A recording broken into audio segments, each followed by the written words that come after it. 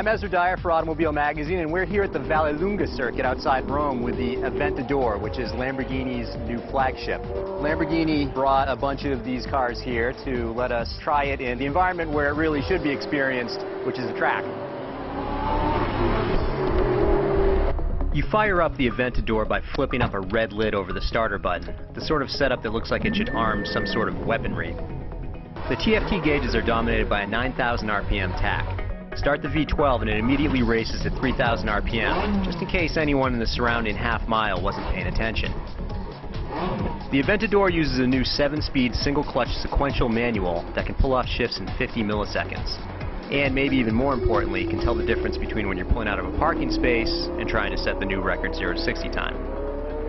Speaking of which, the Aventador is both lighter and more powerful than the Murcielago, which is saying something.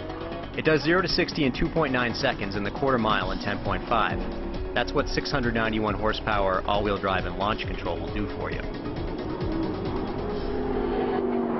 On the track, the Aventador isn't the friendly sort of supercar.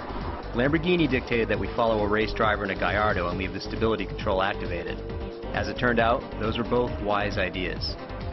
The Aventador gathers speed so quickly that it's useful to have a reference point, because you might well arrive at your braking point going a lot faster than you expected. And once you're in the corner, the limits are so high that when the car starts to let go, things happen in a hurry. In Corsa mode, the stability control will let you have some fun before it saves you.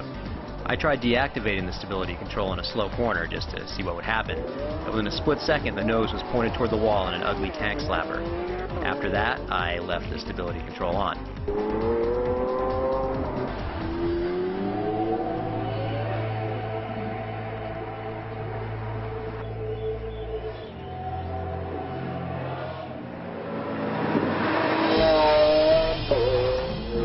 The Aventador picks up where the Murcielago left off.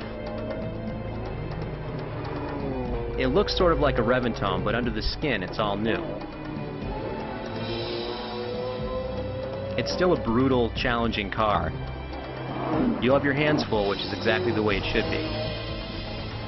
But I predict that a few Aventadors are going to end up wrapped around the lamppost immediately outside the dealership driveway. I recommend a good insurance policy and some driving lessons.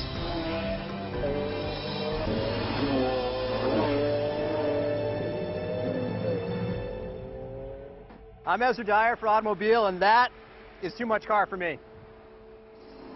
However, even if I can't drive like a Lambo test driver on the track, I can at least back up like one. The Aventador has a rear-view camera, but Italian tradition requires a different approach. I'm backing up.